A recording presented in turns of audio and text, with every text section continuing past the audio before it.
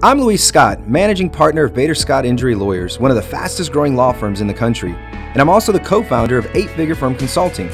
I've successfully built multiple companies by focusing on leadership, operations, and culture. Using these principles, my companies have generated close to $100 million in revenue. But before any of this success, I started my legal career as a receptionist, and I worked my way up to becoming managing partner. In each episode of this podcast, I sit down with leaders and entrepreneurs who have had the guts to step out on their own and the courage to face adversity. They share with us their tips for achievement, the challenges they have faced, and the glory of success. I welcome you to the Guts and Glory Show.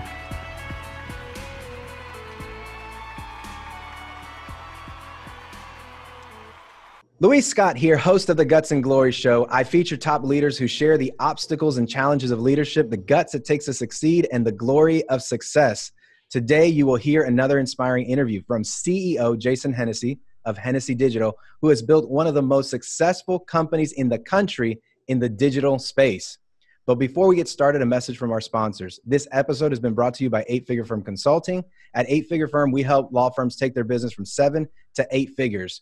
I remember first starting my business and feeling like it was just the unknown, not knowing how I was going to get it off the ground and get things going. And so we want to provide that for people. We want to help people develop a business that works for them instead of them working for the business. So turn your law firm into a law business by going to 8figurefirm.com. Now, today I have the pleasure of introducing a good friend of mine, Jason Hennessey, who is an internationally recognized SEO expert, author, speaker, entrepreneur, and business executive. I actually ran out of space to talk about all the great things he's done.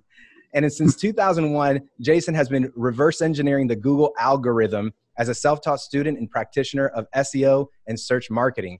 His expertise led him to grow and sell multiple businesses, starting with the .com in the wedding industry. Can't wait to hear about that. And after presenting his SEO knowledge and success to a group of lawyers in 2009, he started and sold Everspark Interactive, cementing his reputation as one of the foremost authorities in SEO for the legal industry.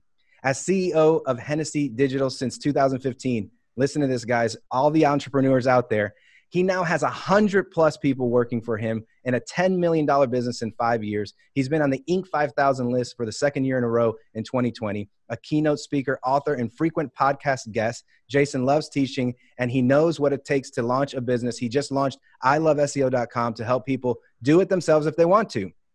He's also an Air Force veteran, holds a bachelor's degree of arts in marketing from the University of Nevada, Las Vegas. He's from New York. He's been to Atlanta. He's now in LA. Jason, welcome to the Guts and Glory Show. Man, that just sounds so much better than it really is. My gray hair is showing from that. That's so awesome. Yeah. It's an honor to be here. Thank you. Thank you. You know, I always say I'm like the greatest hype man. If I was like doing rap or something, I'd be the background guy, just pumping it up. So, no, it's absolutely incredible. And I know your work, and I know what an amazing job you've done. So how are things in California? I know everything's crazy now with COVID. Yeah, we moved out here. We took a leap of faith. I ended up selling my business back in 2015 so that my young son, Zach, who was about 11 or 12 at the time, can pursue an acting career, right? We only have one shot at being a good dad, right? And if I told my mom that I wanted to be an actor, she'd be like, get back to your room and do your homework, right? And so we're here now. We've been out here 5 years. He's still trying to make it in the industry. And I started a new agency, and it's just been growing ever since. So it's fun. It's a great place to be. It's expensive, but it's awesome out here. The cool thing about acting, singing, dancing, all those kind of things, as long as you don't give up on your dream, really, the sky's the limit. Because, they have shows with older people. You don't have to be a young success in that type of business. It's not like sports where if you don't make it young, you don't make it. That's true. That's the benefit of that. That's exactly right. That's good stuff. That's a lesson within itself. Now, the last time I was in California, I actually went to LA. It was right before the quarantine happened and all that. It was my first time in LA. I literally fell in love with the place. Like I was like researching homes. How can I have a home out there? Yeah. It's incredible. So I wonder how people get anything done. It's like so beautiful out there in terms of weather, And the most interesting story out of the millions of people that live out here, we're walking up a stairway in Beverly Hills, and my wife compliments your wife on her bag right? What were the chances of that, right? Out of all the people, that was insane. it was crazy. Yeah. Yep. Well, that was off Rodeo Drive, right? That's Right in where we Rodeo were. Drive, right there. Yep. That's incredible. Yeah, we were walking. I remember, you know, some lady coming up and complimenting her shoes or something or back. Yeah. And then I look up, I'm like, that's Jason. Yeah. It's like, what the heck? Yeah. That was Such so a funny. small That was a world. cool little experience there. So for our listeners out there who are primarily entrepreneurs, people who are really just trying to get into the business or maybe they are an entrepreneur and they want to get their business to 7 and 8 figures. Tell us a little bit more about your business, your digital company, and what you specialize in. Yeah. So me personally, I've had a passion for SEO, you know, which is different than paid media and marketing. SEO is really fighting with the Google algorithm, right? You know, whereas paid media is kind of a different track that you can take. And so I've been doing that since about 2001. You mentioned I sold a .com industry in the wedding space. That's where I got my start when I was young, when I just got out of the Air Force. And even when I was in the Air Force, I was DJing weddings. You know, I'd make more money on a weekend DJing a wedding than I would 2 weeks working in the Air Force, right? And so I got out of the Air Force. I was going to college at UNLV. I was paying for my college with the GI Bill and also feeding my family, which was just my wife and myself at the time. With DJing. And so there was a point in my career where I'm like, I'm doing everything. I'm advertising in all the bridal magazines. I was even a radio personality in Vegas for a couple of years, just so I can get that, you know, that exposure on the media. But there was a point where I wanted to find brides that were coming to Las Vegas to get married. And use the internet to plan their wedding. And so that was the genesis of how I got started in SEO. I was like, I built a website. I paid somebody to develop it, $5,000. After 3 months, nobody was coming to the website. I went back to the developer. I'm like, what's going on, man? I paid you all this money. Nobody's coming to the website. And he's like, well, that's different. That's something called SEO. And I don't know anything about that. And so I'm like, oh, I guess I got to start teaching myself this thing. And so I bought a book, read it front to back twice. And then I started practicing it. And so that basically led me to building out a site called Vegas Wedding Mall, which then turned into Los Angeles Wedding Mall and Seattle Wedding Mall. And, you know, that's kind of how I got my start, you know, on the heels of SEO. That's incredible. Yeah. You know, the thing is that a lot of entrepreneurs, they think that if you build it, people will come, and it's more complicated than that. You have to invest strategy. Even if it's just a website, you have to invest strategy. You know, tell people a little bit about, like, what were some of the strategical things you did? Like first of all, what year was this that you built this website? So this was back 2001 is when I built it. Oh, wow. And it's like right during the genesis of pay-per-click marketing, right? There was a company called Overture.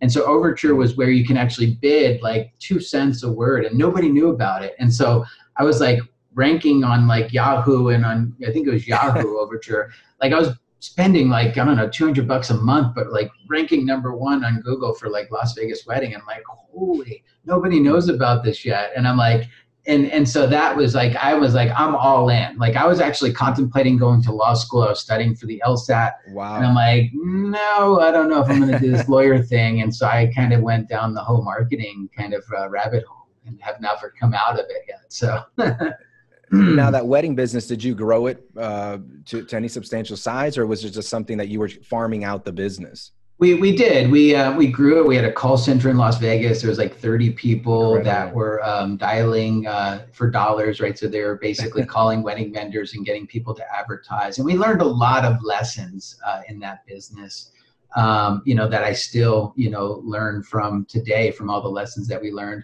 You know, the biggest thing was that we were building multiple websites. So we had Las Vegas Wedding Mall, Los Angeles, Seattle, Phoenix. You know, and if I would have done it right from the start, I would have built just one website and kind of made it more of like a national play, because then you have to do digital marketing for every one of those sites and link building and content strategy. Right. So those were some of the hard lessons that I learned back in the day. But, you know, hey, you grow from the lessons that you learn, you know. Absolutely. Time. Yeah. I mean, I think what makes us entrepreneurs, what makes us successful entrepreneurs, really those failures. And, you know, because you never really learn anything from winning all the time. Like losing is what really, you know, gets you to that place, to that next level. And, you know, you took all of this, you sold a company, that you had. You moved to Los Angeles, and then you started a new company. What really made you start that new company? Like what was the drive within you? So after I sold the .com, I ended up moving out to Atlanta, right, where your area is, and I built another agency. And that agency, I got started by accident. I got asked to speak at a lawyer's house, a guy by the name of Bubba Head out in Atlanta. He's a DUI guy out there, right? And so spoke at his house, and there's 50 lawyers, and I walked away. I just gave a presentation of how I was able to rank on Google for the word like wedding favors, right? Ranking nationally for that term. Nothing to do with law. And so I gave that presentation, about 50 lawyers in the room. And from that presentation, people came up and said, hey, my SEO guy is not doing any of this stuff, and I'm paying X dollars a month. And so that was the genesis of the first agency, which was called Everspark Interactive, which you mentioned. Built that up for about 5 years and then sold it and then moved to LA. And when I moved to LA, I was financially secure. I had just sold a business, but I was bored. And so I got back into it. There was no non-compete. As long as I didn't steal any of the clients or the staff from Everspark Interactive, I could, kind of start a new business. And so I did. I got one client, and I was playing tennis every day, and that one client then led to 2 and 3 clients, and then led to another 7 or 8. And next thing you know, now we've got 100 people, and I don't play tennis anymore. What I mean? It's like, so that's crazy how that happens. Yeah. It's interesting because like you've mentioned a couple of times that you accidentally got into this, you accidentally got into that. Mm-hmm. And I think that sometimes entrepreneurs, they think that everything is linear. Like if I do this thing happens, then the next thing happens, and the next thing happens. And sometimes our entrepreneurial life is really just a zigzag all over the place, right? I mean, that's what it seems like for you. Completely. Yeah. You make decisions, and even some of the slightest decisions that you make can have such a big impact on you personally or professionally, and it's, you might meet one person that introduces you to this person, and next, and so, yeah, it's pretty fascinating, how that kind of works out. You can try to plan, right? It's always good to kind of have a plan, right? But, as we both know, business and life doesn't always shape out to be the plan that you built or designed, right? It never does. It's one of those things where you just got to keep moving. And you got to keep networking. I think that's an important part. What has networking, or what has the getting to know people who help you level up, what has that played a role as it relates to you and your career and your life? Yeah, that's an important, heck, we wouldn't be talking today, right? If we both weren't good at networking, right? So it's a matter of kind of getting out of the house, attending conferences, even if it's uncomfortable. I remember when I started to break into the legal vertical, you have all of these, like I call it tribes, right? You've got like the Paul Faust tribe with Randy, you've got all these different tribes. And so like, it's like, you're new to this space. Everybody knows each other. You're trying to invite yourself to dinners that you're not invited to, but over time, you start to build friendships, and those friendships start to kind of blossom into stronger relationships. And then people start to know who you are and your character, and and then from there, you end up, like, our business has grown 100% based off of those relationships and our reputation. Like, I still today have a 1-page website that just has a photo of me with a little form, right? And so here we are, a $10 million agency and growing pretty rapidly, all from that 1-page website, right? And I'm supposed to be the SEO guru, right, with the 1-page website. And so, but it's really been our reputation, our team, and our track record in the space. And he's not lying about the 1-page website, jasonhennessey.com, and you can go see that 1-page website. You can see it. To take you right to where you can make $10 million. It's amazing.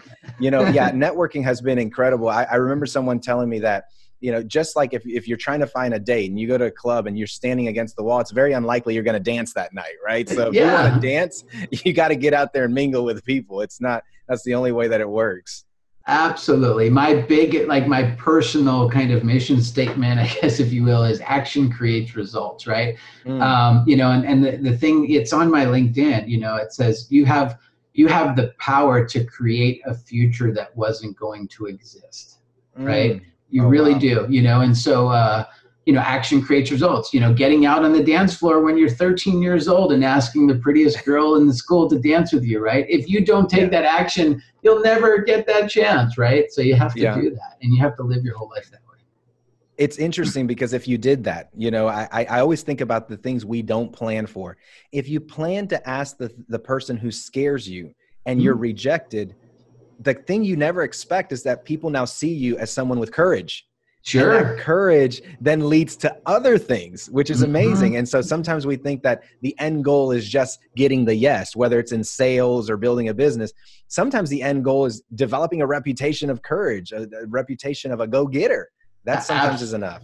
We see that all the time, right? You're in a restaurant, like, how did that guy get that girl, right? It's all a matter of confidence, courage, right? Charisma, right? That's really it. It's all about that. Now, sometimes people think that you start a business and it just becomes successful. There's no trials. Nothing ever happens. Even your story, 5 years, $10 million. There's a backstory. Obviously, you had another business. You also had multiple businesses and so forth. So it's not like it was just 5 years. But people hear that and they say they've never struggled. They never had any problems. But there are trials that we all endure. What are some things that you've had to endure, especially starting this last company that you started? Yeah, it's interesting because we, you as well as I, as every entrepreneur, right? We continue to cement the mistakes that we've made and make sure that we try not to make the same mistakes throughout our career, right? And so if I had all of the collective wisdom that I've built over the past 20 years, right? And I go back 20 years ago when I was a young entrepreneur, just kind of getting started in my first business, right? That business probably would be a lot more successful than it was, right? But I wouldn't have gotten to where I am now if that would have happened, right? And so, that, it makes you stronger. You want to kind of learn and grow every single day. Some of the mistakes that I made, back, one of the things that I think about a lot is, when I was first starting out, like, you're trying to do everything yourself. Right. So you are the accountant, you're the customer service, you're the, whatever it is business, you're doing everything yourself. And then you scrounge up enough money to hire somebody to help you. Right. And you can't afford to pay them 50, 60. So you're finding like people that are college like level, interns, and you're paying them 50, 15, maybe even cheaper, $8 an hour. And those people, don't have the training and skill to kind of really grow your business. And so now you have a team of people, and so you're setting yourself up to fail, right? But it's all a matter of the, the budget that you have. And so, that's a big lesson, and so now I take a lot more risk. We hire people that, that make a pretty high salary, who are much smarter than, these are the people that I would probably cheat off of back in high school, but now they work and they're a lot smarter at their specific role than I am. And I have to just learn to kind of, it's okay. Like, just let them do what they do, get out of the way. And that's really been, a lot of the success over the past 2 years. Because I remember in 2018, or late 2017, I was everything. I think in 2017, there was only 15 people and I was working 15 hours every day. I was managing the accounts. I was doing payroll. I was doing HR, you name it, right? At the end of the year, I made a lot of money, right? There was a lot of profit, but I had to write a big check to the government. And I'm like, what was all that work for, right? I'd rather hire people to do the things that I'm not good at or I don't like doing, and then just kind of grow that way. And so that was a pivotal moment back in 2017. Yeah, leveraging the right people is so critical for a business. And recently I was talking to someone about situational leadership. How when you first bring someone on, you're probably going to micromanage them, and then you're going to participate with them, give them a little responsibility, but you're still with them. Then you delegate, but then you leverage, and that's really the goal of every business owner, is to leverage people who are better than you, so that you don't have to worry about it. And that's how you grow your business. I think a lot of entrepreneurs are scared to leverage people because they think it's costing them money. They're not realizing it's an investment into the business. So that's super, super important. Now, you said you take a lot more risk. So I'm curious, like, what would you consider the gutsiest decision you ever had to make as it relates to your business? The gutsiest decision that I've ever had to make. I would say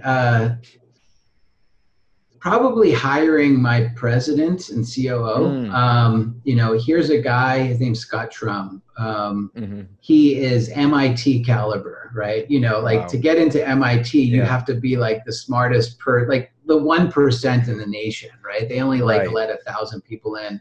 Then he went to Kellogg to get his MBA, right?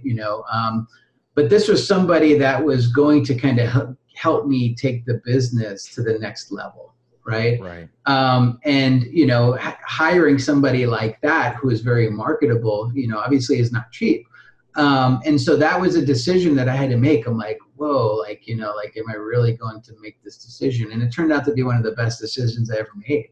And Yeah. he's helping us grow the business, and he gives me the freedom and the luxury to kind of take a Friday off if I want, and the business Right. continues to grow without me, right? And so that was probably one of the riskiest moves that I made, by hiring somebody like, crazy smart, and it paid off in dividends, because That's then awesome. he then courted his former CFO, who then we hired, right? So now we have a CFO that he worked with for 12 years. And then we brought over our Wow. director of engineering that he worked with 10 years. So just some of the relationships and that's not an easy thing to do with a one-page website with Jason Hennessey on it, right? Because everybody's like, is this even a real business? And if Scott Right. joined it, well, something must be real here, right? So yeah. And in addition to the one page, your entire team is virtual, right? Exactly. Yep. We've got over 100 people, which there's a lot of challenges for that, right? You don't have the Mhm. water cooler, and you just can't walk the floor as a manager and kind of look at Mhm. So there's certainly benefits to that, and then there's also obviously challenges with that too. What is it? What is it that made you decide to take your company completely virtual? And this is Yeah. just for clarification. This was prior to any kind of quarantine. Like you guys were already virtual. Like what Since was it that made 2015. Yeah, we were doing incredible? Zoom Like, before Zoom was cool, right? Yeah.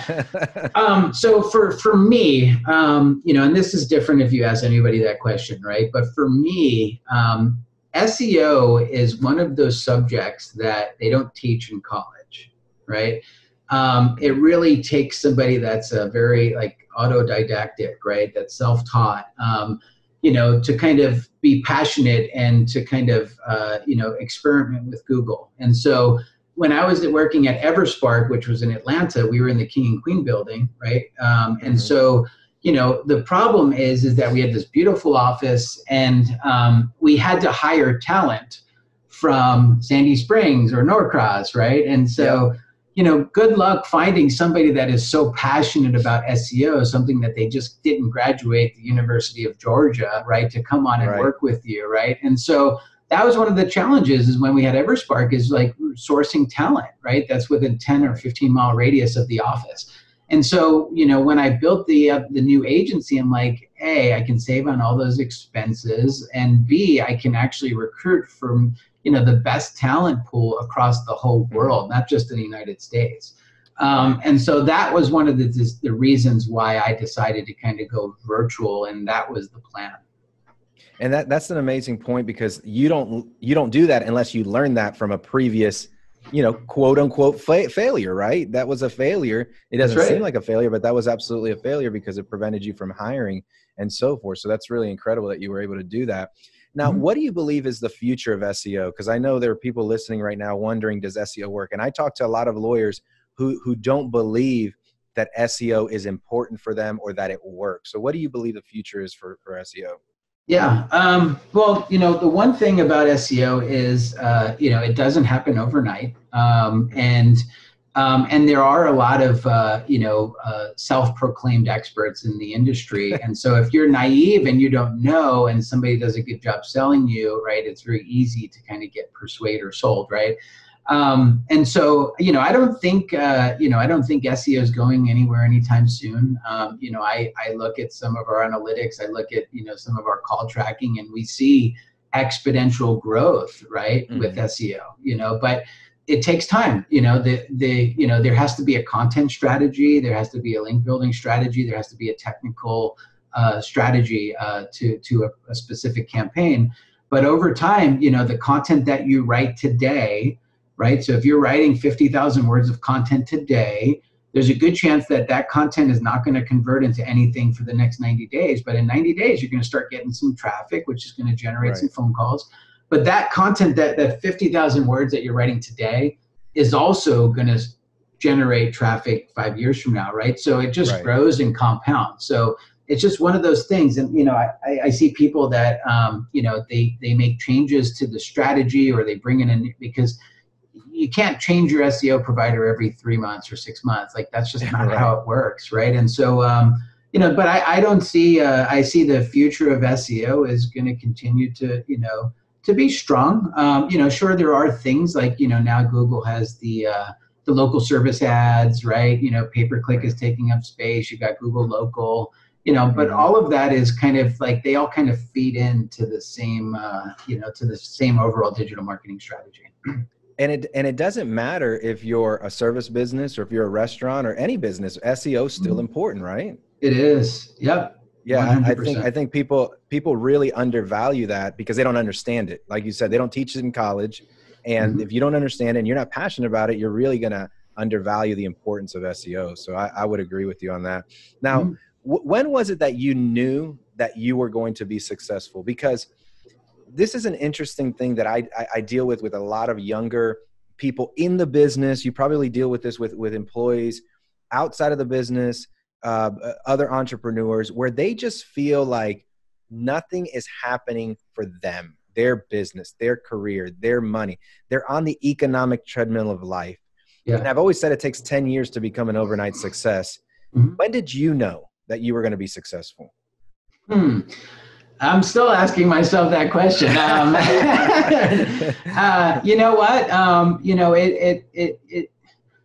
Don't get me wrong. There's been like, if we can be vulnerable here, right? I thought I knew that answer when I was reading Robert Kiyosaki's book, Rich Dad, Poor Dad, right? And I was 19 years old, right? And so he was teaching me that the way to acquire wealth is to, to purchase homes. And then, take equity out of the home, and then you buy another home and you rent it out. And that's, real estate was the way to acquire wealth, right? And so I was going through that process when I'm 19. By the time I was 21 years old, I had 12 houses in Las Vegas. Wow. Right?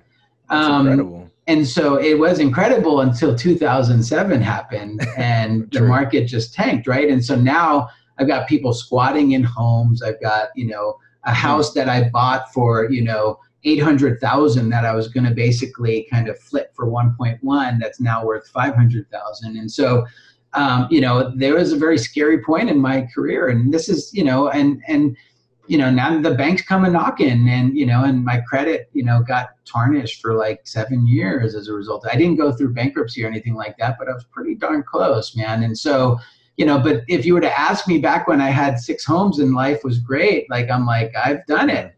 Right. But, and so I've learned a lot as a result of that, and some of the, and my wife, God bless her, has stuck through me through all of my wild and crazy ideas. And so, but I think, nowadays I look at success a little bit differently. I don't think, I live a very comfortable life. I could probably stop working tomorrow and kind of be set to kind of live a modest lifestyle for the rest of my life. Right. There's more purpose. I'm young, I don't want to kind of do anything like critical like that, like retiring or anything. But, I don't think there's much difference between, middle to, middle class, I guess, maybe a little bit higher than middle class than what Oprah lives. You know what I mean? Like, right. You know what I mean? Like, I work from home. I spend a lot of time with my kids. I've got an amazing life with my wife. You know what I mean? Like, there's so much more to being successful than the quintessential, business aspect of that, and so, nowadays I was so money driven when I was like, that's the reason why I got out of the Air Force, is I'm like, so wait a second. In order to be a lieutenant colonel, I've got to do 20 years. And I'm like, no, I want to be a lieutenant colonel now. Right. And so I'm like, this isn't for me. I was so money motivated. But nowadays I look at life a little bit differently. Yeah. Absolutely. I mean, the thing is that, there's multiple lessons in what you're saying. And that is, Success is defined different ways for different people, and that's important. But Mm-hmm. the other lesson, which I think is also important for people to hear, is that at any moment you can lose it all. Like we should really, when we reach certain levels of success, like you've reached it with an 8-figure business, be more humble about that, because at any time it can be taken away from you, and we need to keep ourselves grounded. And I think that that's a valuable lesson. Mm-hmm. You know, when I talk to entrepreneurs, they believe that entrepreneurship means you build a business and then you relax and you're on the beach in Cancun drinking a couple of Corona Lights. But Mm-hmm. as you said, you were playing tennis all the time and now you're back working. It's Yeah. not really like that. Tell us a little bit more about what does entrepreneurship really mean to you as a business owner? Yeah, it's for me, I'm still learning, right? And it's interesting because you and I share the same executive coach. I know you probably have multiple coaches, but we both kind of work with Cameron Harold, right? Cameron was a guy that I seen 10 years ago on a TED Talk, right, about raising kids to be entrepreneurs. And it's just like, I'm like, whoa, I'm like, why didn't I see this when I was a kid? And now my young children are kind of like trained to be entrepreneurs, and it's kind of stemmed from that. I always thought that myself. But I knew that I wasn't a good CEO, right? I try my best and I do a pretty good job, but there's a lot of things that I don't know, right? Right. And so I got a coach to kind of help me, and it just kind of makes me better, and I'm learning and I'm networking with people that, I looked up for. 10 years ago, I couldn't afford Cameron, right? But now I'm at a point in my life where I could afford to bring on an executive coach, and meeting with him twice a month is I just got off the call with him before this. Man, he's given me all the cliff notes and the shortcuts that I wish I would have had 10 years ago, right? And so it's more about kind of like self-drive, continuing to learn. Knowledge is power, right? I mean, I'm always reading books, right? There's all kinds of books. But for me, it's like at the end of the day, what I really love is, in my case, it's SEO is such a very competitive space. And I love that, right? Because I'm very competitive by nature. And it's clearly obvious based on search results on who's winning that game. Right. Right. And, at the end of the day, I get great pride out of kind of seeing my clients succeed, through the 20 years of experience that I've kind of spent most of my adult life studying. And so I take great pride in that. People text me all the time on weekends and stuff. Oh my God, just got this big case, came in from SEO. Like, that's why I do this. That's why I do it's funny because many entrepreneurs, their drive goes from money to really helping people. And that's what I love about working with entrepreneurs and business owners, is that they become givers. And I had mentioned this before we got on the recording, that true entrepreneurs are truly givers. Like they are so willing to give. And that's what I love about being around people who are true entrepreneurs. Now, you mentioned having an executive coach. So I'm curious, like, who's a mentor of yours? What lesson did they give you that really, changed the trajectory of your career? That's a good question. And there's probably many mentors, dating back to like my grandfather, who was a custodian in a high school and kind of let me see life from, living, a very simple and modest life. I think that would probably be it. I would probably say, nowadays there's like, people that I kind of look up to from a business perspective, but just in life, and getting such an early start, I would probably say my grandpa Frank. Wow. And that's because, he was a custodian in a high school. Didn't drive any kind of nice cars, but at the end of the day, he was just happy. Him and my grandmother were married for almost 50 years. They raised a good family. So growing up from humble beginnings, gave me that drive, because at the end of the day, if I lost everything, it's okay, because, my grandfather was perfectly fine by not having a lot. Right. And so he lived a very happy and modest lifestyle by not having a lot. So like, I think that allowed me to kind of be a bigger risk taker in life, is because it's okay. Because even in the worst case, if I lost it all and I had to go get a modest job, you can still live a very happy lifestyle. But knowing your track record, it's very unlikely you would go to get a modest job. You would just start another business. So that was a great ending point right there, because that's so true. We can absolutely lose it all and still survive. And that's what the beauty of this country and an opportunity of having a business. So thank you so much, Jason. I appreciate it. It's been a real treat having you. We've been talking to Jason Hennessey, the owner of Hennessey Digital. Jason, where can people find you? Yeah, so it cost me $30,000 to kind of have you go to this spot, but you can go to Hennessey.com, Hennessey.com. You'll find my one-page website, fill it out, and if you forget the E, you're going to be buying some cognac. So I got you. Well, we'll make sure we put the link below so that they have it exactly. So there you have it, guys. From 0 to 10 million in 5 years. Jason did it. You can do it too. Guts, courage, and hard work is what it takes. And remember, if you love this episode, be sure to subscribe so you never miss a show. You've been listening to the Guts and Glory Show. You've been listening to the Guts and Glory Show with Luis Scott. If you enjoyed the show, be sure to share. For more information on this episode, please see the show notes at www.gutsandgloryshow.com. And join us next time as we talk to another leader in business that had the guts to overcome all odds for the glory of success.